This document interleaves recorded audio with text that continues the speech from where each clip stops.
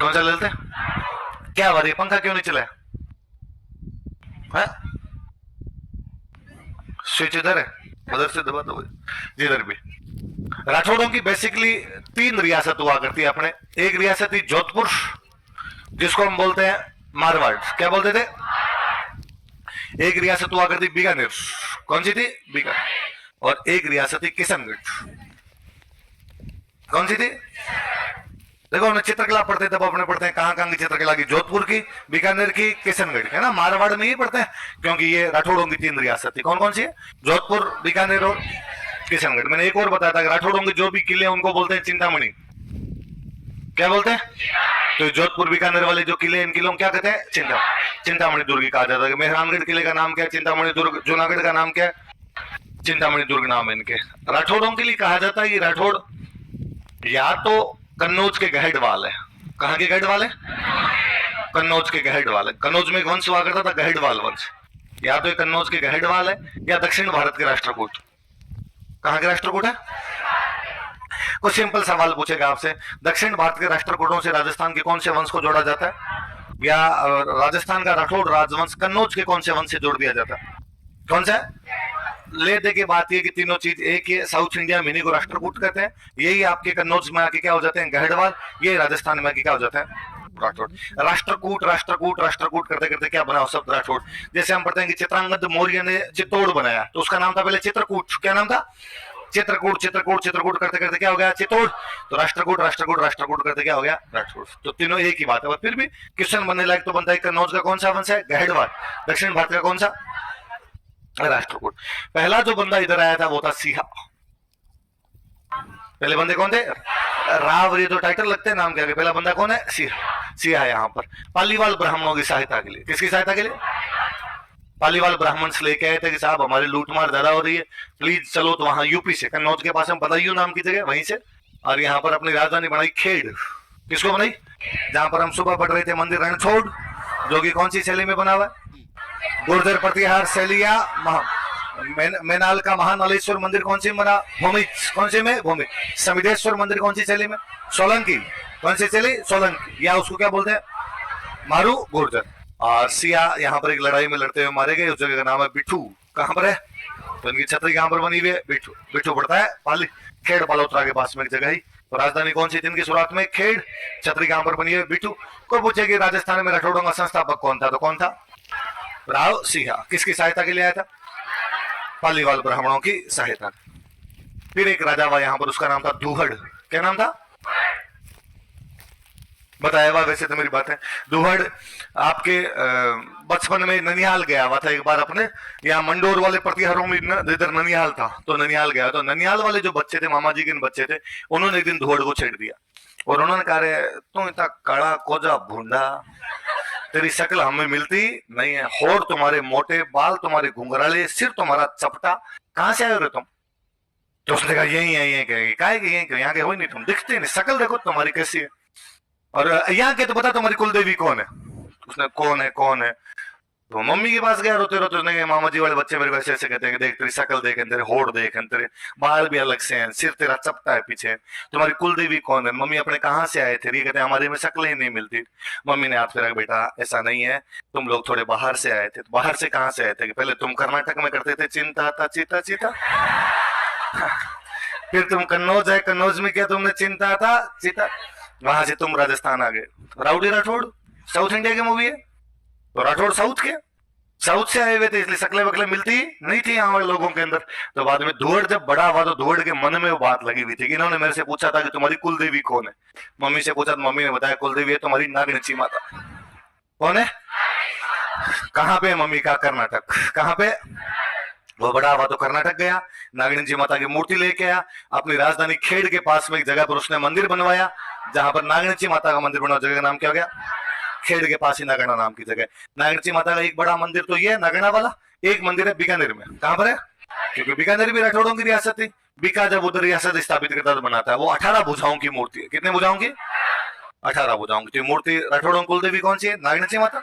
मूर्ति कौन लेके आया था? धुवड़। कहां से लेके आया? कर्नाटक। कौन से गांव में लगाई? नगना के अंदर लगाई। फिर अपने एक और पढ़ते हैं, एक पढ़ते हैं मल्लीनाथ जी। देखो लोक देवता पढ़ते हैं, लोक देवताओं पढ़ा था मलिनाथ। तो मलिनाथ जी ने राजधानी चेंज की थी, राजधानी ले गए थे मेवानगर। कहां ले गए थे? मेवानगर अपनी राजधानी। तो पहले राजधानी राठौड़ों की कौन सी थी? खेड़। फिर राजधानी कौन सी हो गई? जैसे पहले कछवाओं की राजधानी थी दौसा, फिर गए रामगढ़, फिर आए आमेर, फिर आए जयपुर, फिर कहां गए थे? जयपुर। वैसे ये पहले कहां पे थे? खेड़। अब कहां पे आ गए? मेवानगर। मेवानगर कौन लाए राजधानी? मलिनाथ जी ने। मालवा का एक गवर्नर था, उसका नाम था निजामुद्दीन। क्या नाम था? निजामुद्दीन। कहां का गवर्नर था? इसकी 13 टुकड़ियां हरा के भेजी थी। सेना की कितनी टुकड़ियां हरा के भेजी? इसलिए नाम पड़ गया 13 तुंगा भांजिया माला सलखानी। सलखे के बेटे मलिनाथ ने कितनी टुकड़ियों को हराकर भगा दिया था? तो 13 टुकड़ियां किसकी आई थी? निजामुद्दीन। निजामुद्दीन कहां का था? मालवा का था। किसने हरा के भगाया था? फिर मलिनाथ जी की रानी हुआ करते रूपा दे। कौन थे? और रूपा दे के प्रभाव में आके मलिनाथ जी बन गए थे संत। क्या बन गए थे? तो थोड़े दिन पहले किसी एग्जाम में क्वेश्चन था, ये कौन सा राजा अपनी रानी के प्रभाव में आकर संत बन गया था? कौन बन गए? मलिनाथ। कौन सी रानी के प्रभाव में? रूपा दे। और बाद में संतों के साथ में रहते, इसलिए 1399 में मारवाड़ में करवाते हैं हरि कीर्तन। क्या करवाते हैं? हरि कीर्तन। इसी साल डेथ हुई थी इनकी 1399 बाद में। हरि कीर्तन का मरते मरते हरि कीर्तन करवा के गए थे भाई, भगवान का नाम लिया जाए, हरि कीर्तन करवाया मारवाड़ के अंदर। और इन्हीं की वजह से बाद में बाड़मेर के इलाके का नाम पड़ा मालानी। मलिनाथ का इलाका, इसलिए नाम क्या पड़ा? मालानी नाम पड़ गया था। क्या नाम पड़ गया? मालानी नाम पड़ गया था। तो मलिनाथ जी की राजधानी कहां बना ली थी? मेवानगर। और किसको हराया था? निजामुद्दीन। निजामुद्दीन कहां का था? मालवा। उसकी कितनी टुकड़ियां रही? 13। रानी कौन थी? इनके प्रभाव में आके क्या बन गए? क्या करवाया था? हरि कीर्तन। और बाड़मेर क्षेत्र क्या बोलते हैं? आप ये भी जानते हैं इनका मंदिर बना हुआ है तिलवाड़ा। कहां पर बना हुआ है? तिलवाड़ा में मेला लगता है चैत्र कृष्ण एकादशी से शुक्ल एकादशी। कृष्ण एकादशी से कृष्ण पक्ष की 11 से लेके शुक्ल पक्ष की 11 तक के कहां पे मेला लगता है? तिलवाड़ा, है ना। मालानी नस्ल के पशु। कौन सी नस्ल के पशु? मालानी पशुओं का मेला हो। हम ये भी जानते हैं कि मालानी के पशुओं में सबसे अच्छा पशु होता है घोड़ा। कौन सा होता है? इसलिए हम जानते हैं घोड़ों के देवता बाड़मेर में ही है। मालानी जो बाड़मेर को कहते हैं तो घोड़ों के देवता भी उधर ही होंगे। घोड़ों के देवता है आलमजी। कौन है? आलमजी का मंदिर हमने पढ़ा धोरीमन्ना। धोरीमन्ना बाड़मेर है ना। और वो भी ये राठौड़ वंश के थे, जैत मालोत राठौड़। कौन से राठौड़ थे? जैत मालोत राठौड़ थे। आज मेला है आलमजी का मेला। आज बाबरी बीज। आज क्या है? बोलो रामदेव जी महाराज की, बोलो आलम जी महाराज की। आज धौलपुर में मेला है बाबू महाराज का मेला। कौन सा है?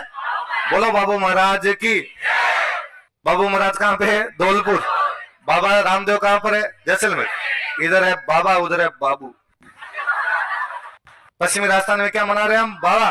पूर्वी राजस्थान में उधर बाबू महाराज, इधर बाबा महाराज, बीच में आलम जी करें हाय। अपना भी भाई साहब इधर ही है, याद रहेगा आपको। तो आलम जी का मंदिर कहां पर है? धोरीमन्ना। कौन से देवता के रूप में पूछते हैं? अश्वरक्षक। अश्वरक्षक देवता। और ऊंट रक्षक देवता बाबू जी। ऊंट रक्षक देवता कौन से? बाबू जी। वो भी यही राठौड़ वंश है ना। तो ये सारे कि मालानी किसकी वजह से? मलिनाथ जी देवता है वो राठौड़ वंश है। बाबूजी ऊंट रक्षक देवता है वो इसी राठौड़ वंश के थे। धुवड़ पढ़ रहे हम? धुवड़ के छोटे भाई थे धांधल। धांधल के बेटे थे बाबूजी। और आलम जी महाराज कौन से हैं? अश्वरक्षक। दोनों तीनों याद रह जाएंगे, आप याद रह जाएंगे। और मलिनाथ जी का मेला कहां पर है? कब से कब तक, है ना। और बताओ तिलवाड़ा अपना एक वो प्राचीन काल का केंद्र और है जिसका उत्खनन किया था वीरेंद्र नाथ मिश्र। किसने किया था? तिलवाड़ा का उत्खनन कौन करते हैं? मध्य पाषाण काल का स्थल है। कौन से काल का स्थल है? मध्य पाषाण काल का स्थल। कौन से काल का है? कौन सी नदी के किनारे? लूणी। कौन सी? तो लूणी नदी के किनारे तिलवाड़ा मध्य पाषाण काल का स्थल है जिसका उत्खनन किसने किया था? वीरेंद्र नाथ मिश्र। चलो आगे बढ़ते हैं। फिर एक राजा बने यहाँ पे चुंडा। कौन राजा बने? चुंडा। चुंडा कहाँ के राजा बने? मारवाड़। कहाँ के राजा बने? मार। नई राजधानी बनाई अपनी मंडोर। कौन सी बनाई? हम पढ़ रहे थे पहले वाले पढ़ रहे थे कि मंडोर प्रतिहारों का था। मंडोर किसका था? इस बार प्रतिहारों ने मंडोर चुंडा को दहेज में दिया। प्रतिहारों ने मंडोर किस में दिया? किसने दिया? प्रतिहारों ने। किस में दे दिया? तो दहेज मिले तो ऐसा मिले, है ना। मेरे को 3 दहेज बड़े जोरदार लगते हैं। या तो चंद्रगुप्त मौर्य को दहेज में मिला था अफगानिस्तान। क्या मिला था? या अंग्रेजों को दहेज में मिला था बॉम्बे। पुर्तगालियों ने क्या दिया था? बॉम्बे। या चुंडा को दहेज में मिला दहेज मिले दिया मिले, अपने यहाँ स्प्लेंडर दे दो, 51,000 रुपए दे दो, है ना, एक हाथ का गहना दे दो। क्या यार, थोड़ी थोड़ी चिंदी चोरियां करते रहते हो, इस बार दहेज मांगो तो कहना अमेरिका दे दो। तब तो कोई मतलब ही हो। अगला दे देगा, ग्लोब ला के दे देगा, अगला पूरी दुनिया ले ले, और तो कैसे दे सकता हूं। तो चुंडा, अरे मेरी बात नहीं करो मेरा, तुम मारोगे यार मेरे को। तो चुंडा ने राजधानी क्या बना ली? मंडोर। पहले राजधानी खेड़, फिर राजधानी मेवानगर, अब राजधानी मंडोर। किसने दहेज में दिया? चुंडा की एक राजकुमारी थी, उनका नाम था हंसाबाई। कौन थी?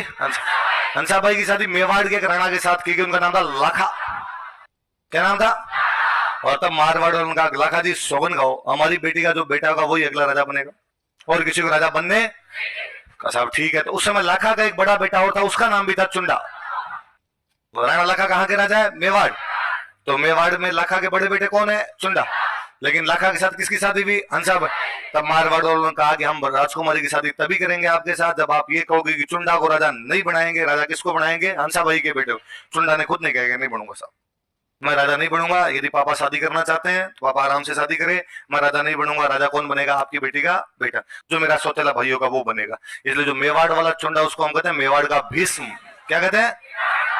यार भीष्म पितामह ने कहा था अपने पिता की शादी के लिए, उनके पिता थे महाराज शांतनु। कौन थे?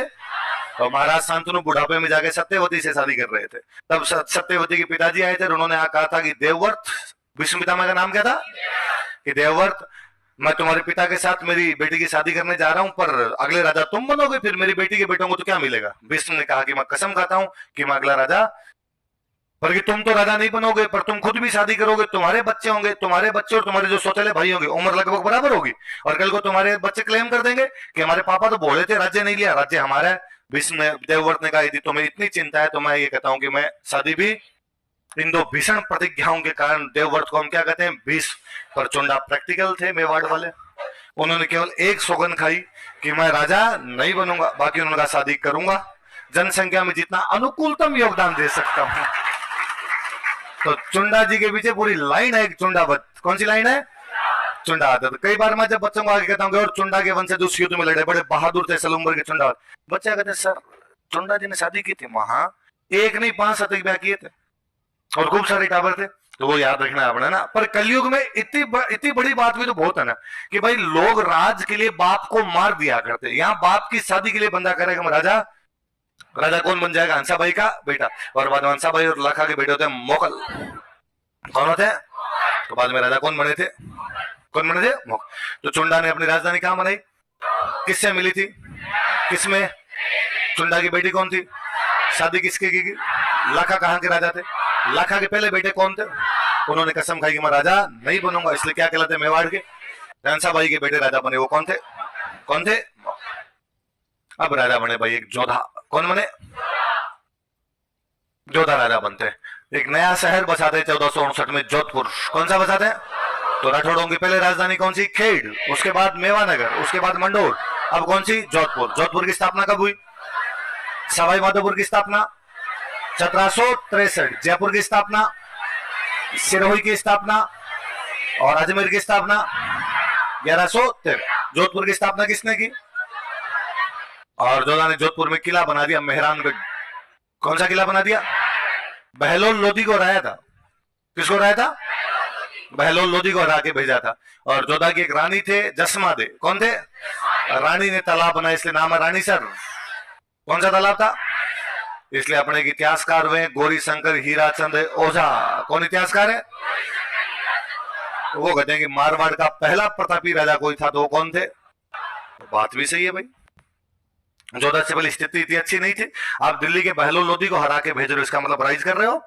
आप एक नई राजधानी बना रहे हो पूरी जोधपुर, वरना मंडोर तो पहले प्रतिहारों को ही था, इनका थोड़ी था। ठीक है, वो दहेज में मिल गया था इनको। नया किला बना रहे हो, कौन सा? मेहरानगढ़। और कौन सा तालाब बनाया था? रानी ने तालाब बनाया, इसलिए नाम क्या पड़ गया? रानीसर। और गौरी शंकर हीराचंद ओझा इनको क्या मानते हैं? पहले प्रतापी राज। जोधा के बेटे भी बड़े सारे शक्तिशाली हुए। जोधा के एक बेटे थे बिक्का। कौन थे?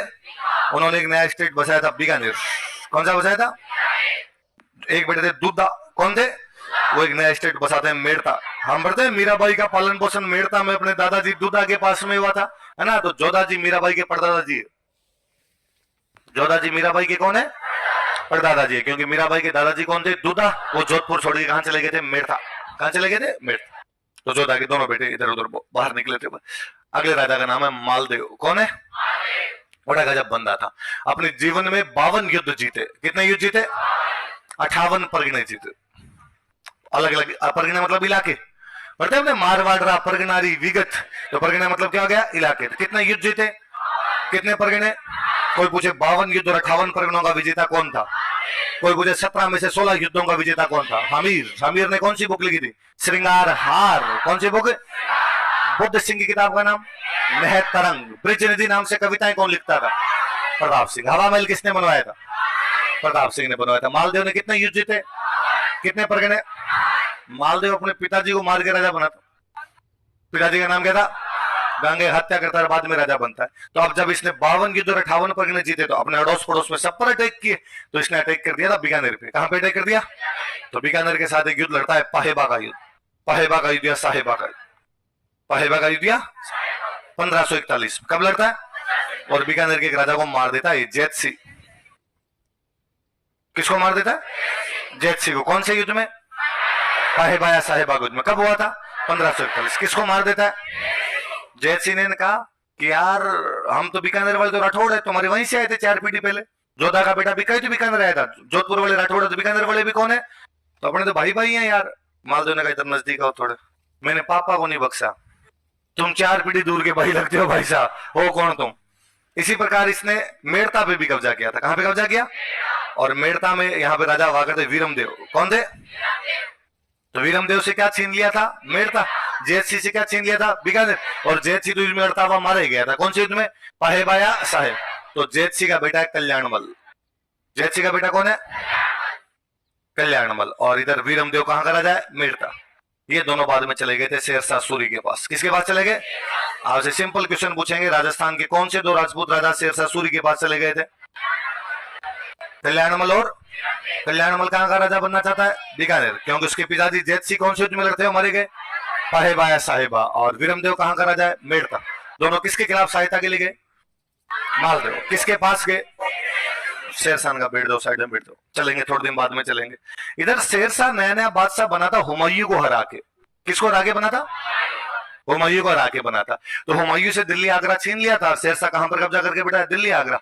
तो हुमायूं बेचारा भाग के मालदेव के पास आता है। हुमायूं किसके पास आता है? आपसे कोई सिंपल क्वेश्चन पूछेगा कि कौन से मुगल बादशाह ने मालदेव से सहायता मांगी थी? हुमायूं। किसके खिलाफ?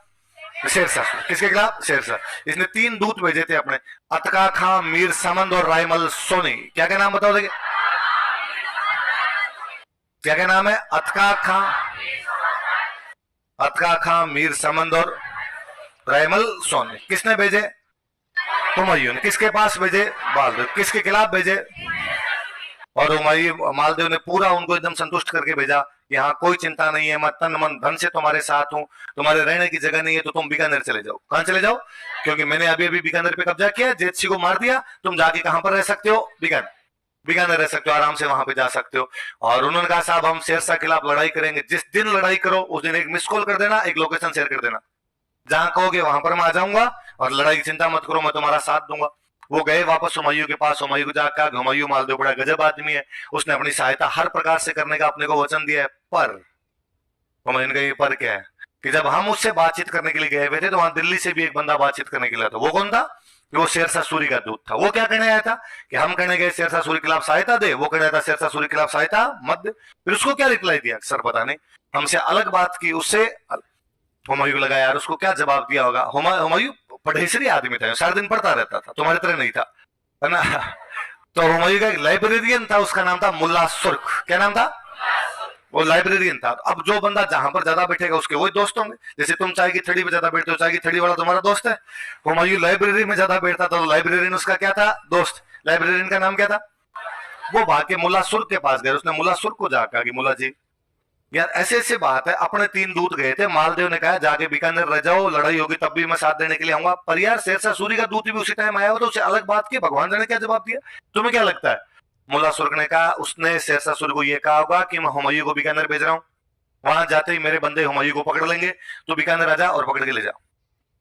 क्या बात करते हो, इतना बड़ा धोखा तुम्हें क्यों लगता है? इतना बड़ा धोखा दे सकता है? इस बंदे की हिस्ट्री चेक की है मैंने, तो किसने भाई साहब पापा को नहीं बख्शा, इसने अपने दूर दराज के भाइयों को भी। तो हुमायूं का तो अपने क्या करने, उसने कहा चप्पलें हाथ में ले अपने। तो हुमायूं यहां से भागा, जो अमरकोट जाके रुका था। कहां जाके रुका था? बाबूजी का, रामदेव जी का ससुराल कहां पे था? अमरकोट। वहां अमरकोट में जाके वीर साल सोढ़ा के पास शरण ली। किसके पास? और हुमायूं देख लो इतना पढ़ेसरी था कि एक दिन लाइब्रेरी से नीचे उतर रहा था, है ना। तो हुमायूं के दो ही शौक थे, एक तो अफीम खाता था, सारा दिन अफीम खाया हुआ रहता था, एक पढ़ता था। तो एक दिन अफीम खाया हुआ किताब लेके उतर रहा था, सीढ़ियां उतर रहा था। अब वो सीढ़ियां उतर रहा था, इतने में अजान की आवाज आई, नमाज का टाइम हो गया। अजान की आवाज आई तो उसको लगा अरे नमाज पढ़ने का टाइम हो गया, वो वहीं पर बैठ गया। वो जो ध्यान नहीं था, सीढ़ियां तो पैर रखे नहीं के वहां पर, तो गड़गड़ गड़गड़ नीचे आ गया। वो पूरी जिंदगी लड़खड़ाता रहा, लड़खड़ाने से उसकी मौत हो गई, है ना। वह पूरी जिंदगी लड़खड़ाता रहा, लड़खड़ाने से उसकी मौत हो गई। ऐसा कौन से बादशाह के बारे में कहा? कौन से बादशाह? लेनपुल बादशाह क्या? किसके बारे में कहा जाता है? ऐसा लेनपुल ने कहा था। किसने कहा था? लेनपुल कहता कि वो पूरी जिंदगी लड़खड़ाता रहा, लड़खड़ाने से उसकी मृत्यु। कौन? हुमायूं। कौन? कौन कहता उसके बारे में? लेनपुल। किससे लड़खड़ा के गिरा था वो? पुस्तकालय से। किसे गिरा था? पढ़ता रहता था वैसा पुस्तकालय से। तो मुल्ला सुर्ख के कहने पर बाद में कहां चला गया था? अमर। सिंपल आपसे सवाल ये पूछा जाएगा, कौन से मुगल बादशाह ने मालदेव से सहायता मांगी थी? किसने मांगी थी? किसके खिलाफ मांगी थी? और शेरशाह को पता चला कि अरे यार ये तो उसकी हेल्प करने जा रहा है, तो शेरशाह फिर लड़ने के लिए आया। तो इनके बीच में लड़ाई होती है, गिरी सुमेल का युद्ध। कौन सी लड़ाई होती है? या उसका एक नाम और है, जेतारण का युद्ध। क्या नाम है?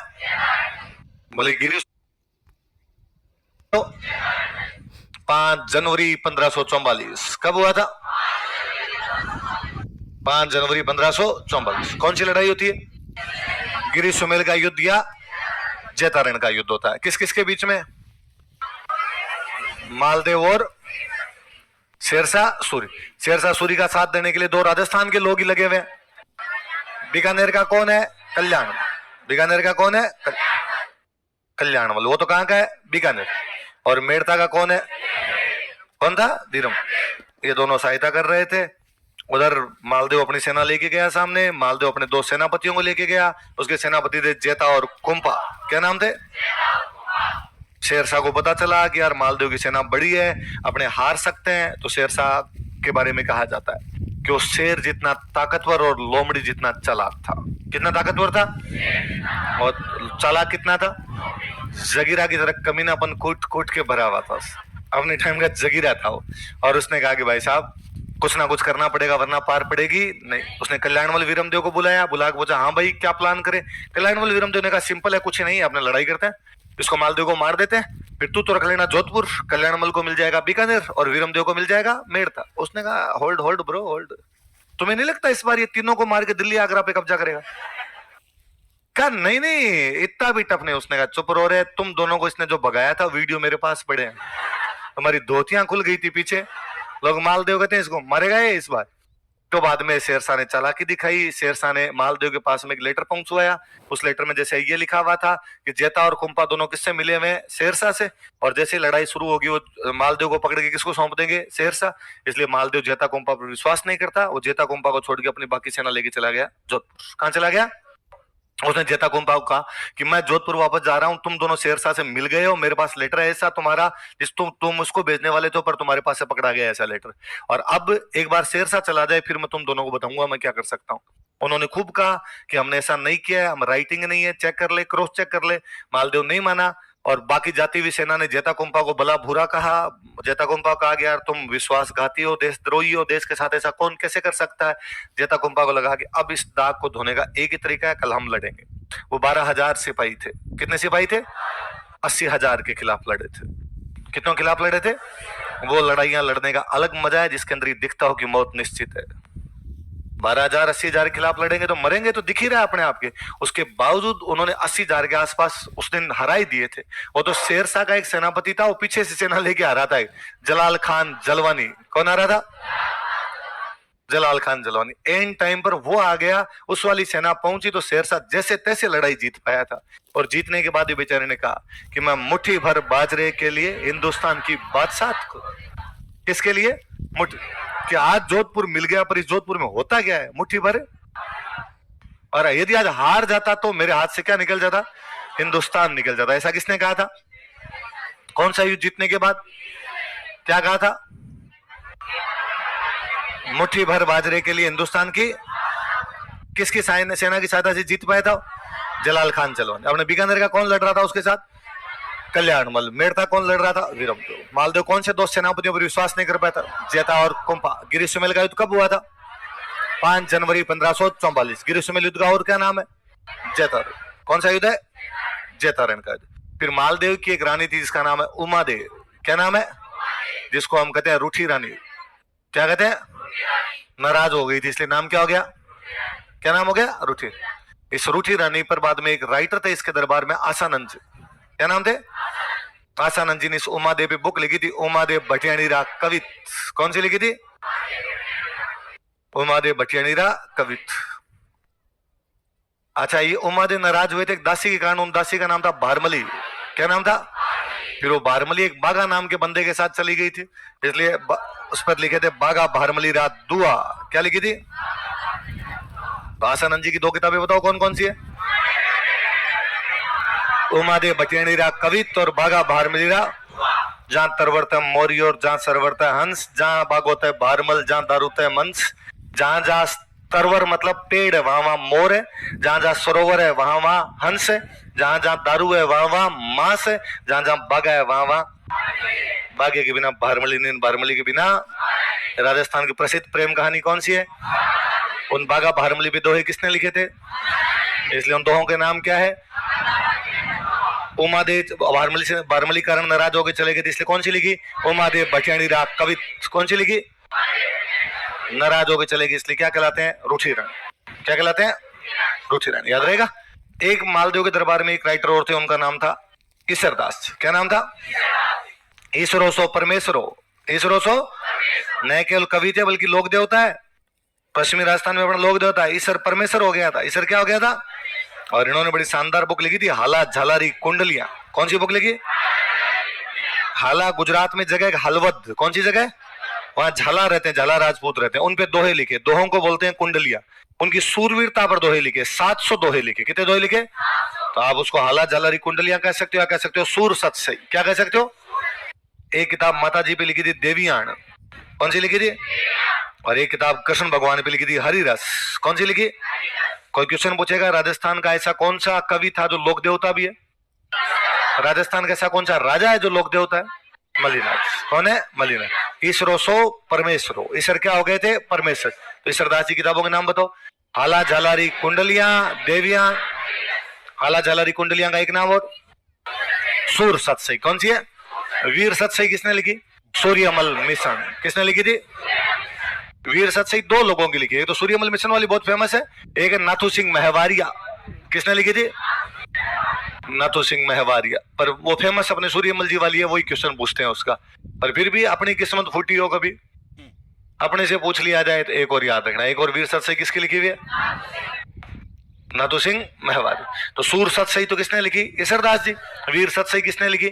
सूर्यमल मिशन और नाथू सिंह महवारी। आसानंद जी और ईश्वरदास जी दोनों किसके दरबार में थे? मालदेव। आसानंद जी किताबों के नाम बताओ। उमादेव भटियाणीरा कवित, बागा भारमलीरा दुआ। ईश्वरदास जी किताब के नाम बताओ। हाला झालारी कुंडलियां, देवियाण और हरिरस। किसकी किताब है? मालदेव की उपाधियां है। मालदेव की एक उपाधि थी हिंदू बादशाह। क्या नाम था? क्या नाम था? एक उपाधि थी हसमत वाला राजा। क्या नाम थे? वह राजा इसके पास ठाट बाट हो, वैभव ज्यादा, उसको क्या बोलते हैं? हसमत वाला राजा। क्या बोलते हैं? तो मालदेव की 2 उपाधियां बताओ क्या है? हिंदू बादशाह और हसमत वाला, ठाट बाट वाला राजा, वैभवशाली राजा, ज्यादा पैसे वाले राजा, उसको क्या बोलते हैं? वो चूंकि हिंदुओं का बड़ा राजा था इसलिए नाम क्या पड़ गया? उसने खूब सारे किले बनवाए थे। बहुत फेमस मेड़ता वाला किला उसी का बनवाया हुआ, इसलिए मेड़ता वाले किले को बोलते हैं मालकोट। क्या बोलते हैं? ये मालदेव का कोट था यहाँ पर, इसलिए नाम क्या पड़ा उसका? मालकोट। ऐसे उसने नागौर में किला और बनवाया था, रिया। कहां पर बनवाया? उसने किला बनवाया था सोजत, पाली में सोजत है, जहां की मेहंदी को जीआई टैग मिला। सोजत की मेहंदी को भी क्या दिया गया है? GI tag. ऐसे ही उसने पोखरण में किला बनवाया था। कहां पर बनाया था? और पोखरण की पोट्री को पहले से जीआई टैग है। पोखरण के बर्तनों को जीआई टैग मिला हुआ है, सोजत की मेहंदी। किसको जीआई टैग मिला? पोखरण पोट्री। किसको मिला?